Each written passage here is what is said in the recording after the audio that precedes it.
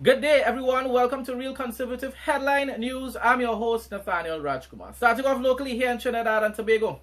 An audio recording referenced in an affidavit filed in the High Court on Friday by Homeland Security Minister Roger Alexander is now at the center of an escalating public debate over the continued detention of 69-year-old businesswoman Star Sabga under a preventive detention order (PDO), and also how these Haddies were also held in prison without a right to bail or without a right to a trial because they weren't charged for any crime. And people, I finally got to listen to the audio for myself last night, and it is ridiculous what this administration has done. These two women, frustrated women, were having a conversation, and during the conversation they wished, especially Star Sabga, wished that certain things would happen. And they didn't only wish, they said that it could happen. It could happen because if it is you target the 1% businesses and cause it to collapse, there will be chaos in the country because tens of thousands of people will lose their jobs. But they also wished, I'm not saying they didn't wish, but you cannot charge people for wishes. You cannot charge people for wishes. This is what this Kamala Persad administration, this Roger Alexander administration, and Alistair Guevara is doing now. People can't even have wishes.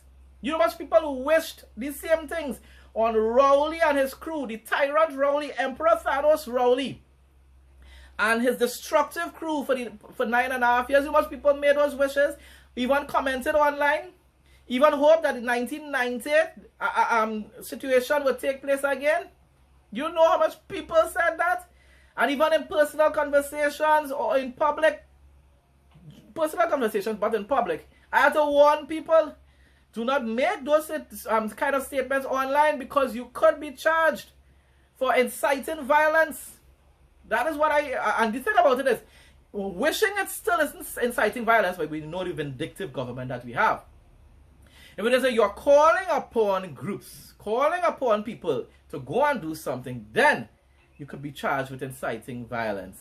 But if you're just wishing for something that is still just people's own personal opinions, people's personal wishes, nothing in that conversation showed that they had any intent of carrying out an act. Matter of fact, they were making it clear that they are not associated with any criminals. They said this government is targeting the wrong people instead of the criminals. That is what they said. So all the conspiracy theories for years about how these 1%ers are controlling the gangs, maybe there are some 1%ers, but not these individuals, because it was a personal conversation and they never once indicated that they are associated with any gangs. And it's very clear they did not know people were spying on them. So they would have said clearly if they were associated with criminal gangs. And they did not once say they were going to call upon anyone, hire anyone to carry out this act. So how did it become a conspiracy to murder anyone? Kamala, Roger Alexander, Lord Father, boy, did you pass CXC? Do you have any CXC subjects, Roger Alexander? Because how on earth could you have heard this conversation and determined and concluded that these people conspired to murder anyone? It was a normal, what we will call rum shop talk conversation. Two women frustrated with what taking place, just simply having a conversation, and the state spied on them in the first place. Who gave the government the right to spy on these people? How did that become lawful? Why? Because of the state of emergency? Why were these people targeted without any justifiable reason? That is what needs to be answered, and we need a thorough investigation. Because this clearly seems to be politically motivated. And the thing about it is, Star Sabga in particular, she mentioned John Jeremy. And she didn't even say it in a very good way when it pertains to PNM. So how much PNM Star Sabga could really be, I ain't really sure about Genevieve, but still. And neither of them were making it sound as though they really supported the PNM that much either. And that does not give anybody rights to imprison you because you support any political party. Anyhow you take it. People, what is taking place is evil. Our country is now in one of its darkest places in time. Darkest, really, really evil what is taking place. Our country has now become a police state. It was becoming a police state under Rowley. But Kamala has carried it now to a whole new level. Suspending the rights of citizens for nearly a year or even more than a year. and using the excuse of crime, because she knows crime will continue. She knows that, and that is why she could continue to use the excuse of crime in order to be able to impose an SOE and therefore govern this nation like a dictator. It is evil, I'm telling you, what is taking place. The recording surfaced on social media 2 days after Sabga's niece, Genevieve Hadid, and her husband, businessman Dominic Hadid, were released without charge from custody in connection with an ongoing conspiracy to murder conspiracy to murder. The investigation for conspiracy to murder. The thing about it is, right? I don't believe it's their lawyers did that. Why would the lawyers release anything that had prejudice statements in it? And even the wishes, the bad wishes that they made, which so many UNC people were wishing as well while Rowley was in office. Why would they release that? To make their own clients look bad. So it is very clear, most likely is the state that released this information, released this audio, leaked it, and then they'll say it wasn't me, like Shaggy, it wasn't me. In order to what? Stir up the UNC base. Because a lot of the UNC base was now probably questioning what really going on, boy. Like Roger Alexander really messing up, boy. So you know what? They release it, so they will start to get back. And they know about the race thing. You know Trinidadians real obsessed with race. Hypocrites as well. Because Indos always talk about Afros, and Afros always talk about Indos. And if Indos always using that same term when they talk about their own people when they vex with them. And Afros using those same terms when they vex about with the Indians and so forth, and vice versa. And Afros also discriminate against their own people using the N-word and all kind of thing like that. In the 15-minute recording, Sabga and Genevieve Hadid are heard in a private telephone conversation during which Sabga was openly critical of Prime Minister Kamla Persad. He says, yeah, but that is not a jailable offense. Her relationship with the current United States administration and the government generally. Now, I don't agree with Sabga when it pertains to the relationship with the Trump administration. But she was right about one thing. Trump only kind of mama guy in Kamla because he's not really standing with Trinidad. You're putting more all kind of different tariffs and all kind of thing on Trinidad. So you're not standing with Trinidad. So in a way, she writes about how Trump just using Kamla. Right? And that's when she said certain kind of discriminative things or whatsoever. The woman was angry. So people say that all the time. You're a hypocrites, I'm telling you. Sabga accused the Prime Minister of destroying the country. Tell him it was a normal personal conversation between her aunt and her niece. And also made harsh remarks about Attorney General John Jeremy and other members of the administration. Telling the woman mentioned about PNM. And this is what I've been saying for the longest while now. Kamla take a former PNM and give him one of the most powerful positions, and then gave a man who never appeared to support UNC in the past, Roger Alexander, the next powerful position. What is wrong with you, Kamla? What spell are you under? Particular reference was made to comments made by Jeremy in Parliament on June 10th regarding the so-called 1%. So people being targeted, so that's why they will make certain kind of offensive statements too, including his remarks about the newspapers they own. So they knew very well what the Sabgas they were talking about. Sabga also criticized Jeremy's comments about the revocation of U.S. visas for members of the Syrian Lebanese community and suggested links to the People's National Movement. Alexander's affidavit, filed in response to Sabga's constitutional challenge to a detention, also refers to racially charged remarks allegedly made during the conversation. You want to send people to jail for something that is said by the whole population when they vex? Telling your boy Roger. The Homeland Security Minister stated that he instructed security agencies to identify statements made by Sabga, and in the state's review, corroborated intelligence reports concerning what authorities described as a broader plot to assassinate the Prime Minister and members of our government. Anybody listen to that conversation will realize they did not say anything. I'm telling you, they said that they were law-abiding citizens. In other words, they're not associated with any criminal elements. So what you talk about broader plot? What plot? Not once did these women say that they were going to contact the peoples to commit any crime. But I'm telling you, this government really behaving more evil than PNM. More evil.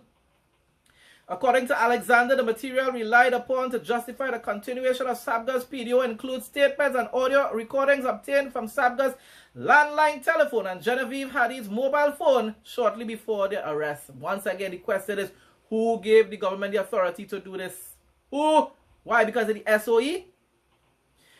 Yesterday, or recently, I think it's the day before yesterday now, Sunshine posted on social media that there was a spike in traffic to its website following the exclusive release of its audio, and later removed the audio recording. However, the recording was downloaded and reshared. I tell you, I heard it last night.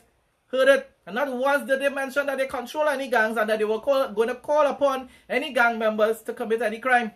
Not once. So what broader crime or conspiracy was being planned? Roger Alexander. Guardian Media contacted Sunshine owner Jack Warner seeking comments on how the recording was obtained. Who gave you that information, Jack Warner? We would like to know. Warner declined to answer the questions, saying only regrettably, I cannot answer your questions. Yeah, of course. We know most likely where you got it already, Jack. The disclosure has prompted calls from opposition politicians and former law enforcement officials for an independent investigation. I fully support it. I don't support PNM, but I support this. Yesterday, well, a couple days now, Sunshine posted on social media that there was a spike. Well, I already said that. Guardian Media contacted Jack Warner. That part already was said already. So people, at the end of the day, right? At the end of the day, as I said before, we are seeing this government going extremely rogue. Really, really, really rogue. And there's nothing that we can really do about it but pray and hope as well that these cases in the Privy Council, especially the one from quite back in 2011, that the cases, the Privy Council will finally make their ruling within the next couple weeks or months and say that no government, whether PNM or UNC, no government can continue to impose an SOE in order to fight crime. Because this is what this government is using. They are using their rights to declare an SOE in order to control and oppress the citizens of Trinidad and Tobago and suspend their constitutional rights. Constitutional rights to free speech. Constitutional rights to be able to protest anywhere they want peacefully. And constitutional rights to be released from prison if there's no evidence to charge them with a crime. Weather report for Trinidad and Tobago Monday, July 27, 2026. The weather forecast predicts initially fair and slightly hazy conditions that will gradually give way to increasing cloudiness with occasional showers and a 30% to 45% chance of scattered thunderstorms beginning mid-morning.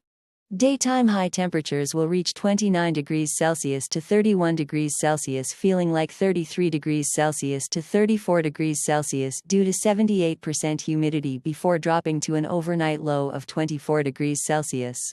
Moderate winds will blow from the east-northeast to east-southeast at 5 to 30 km per hour but can become gusty at times near heavy downpours.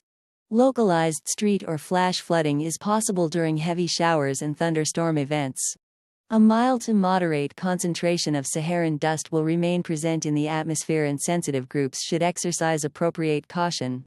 Sea states will remain slight to moderate with open water waves ranging from 1.0 to 1.5 meters. Sheltered coastal areas will experience smooth conditions with swells up to 1.5 meters. International news now. Iran says it held talks with Oman on Friday and Saturday on managing shipping through the Strait of Hormuz. Foreign Ministry spokesman Esmail Baghi said the sides made progress on operational mechanisms for safe maritime passage while respecting each country's sovereignty. Yeah, I don't believe that at all. Even if they made an agreement, they made an agreement to charge people to pass through. That is most likely what the agreement is. He added that technical and political consultations will continue and said there has been no change to shipping through the strategic waterway. You see? So they are claiming that Trump can't stop them from charging people to pass through that passageway. The suspects are in the deadly Berlin Pride alphabet soup, but nevertheless, no one has the right to take anybody's life because of that. So the suspect in the deadly Berlin Pride Festival attack was killed by police after a nearly 24-hour manhunt. Once again, people, same thing I had to say right here in Trinidad and Tobago. You cannot go and take law into your own hands. Vigilante justice. And once again, it goes back to the Cadids and Sabga never plotted or never planned to try to take anything into their own hands. They were just wishing certain things could happen. And I think, and most likely they just said that out of anger, anyhow you take it. One person was killed and at least 29 others were injured in what German Interior Minister Alexander Dobrindt called an Islamic terrorist attack. So you see people, all these countries are welcoming all these radical jihadists to enter their country and giving them even more rights than the normal Christians and citizens in those respective nations, whether it's not Israel, whether it's England, Germany, and a lot of different places in Europe. And they're actually dominating these areas now. And they're trying to enforce Sharia law as well. That is what happens when you play foolish games with very dangerous people. Bible quote of the day. Psalm 18:6-8. God hears and moves heaven and earth. In my distress I called to the Lord, I cried to my God for help. From his temple he heard my voice, my cry came before him, into his ears. The earth trembled and quaked, and the foundations of the mountains shook, they trembled because he was angry. Smoke rose from his nostrils, consuming fire came from his mouth, burning coals blazed out of it. Folks, that brings us to the end of today's headline news. Thanks again to everyone who continues to support my content. Please like, comment, share, and subscribe. Stay blessed and stay safe most of all. In Jesus' name.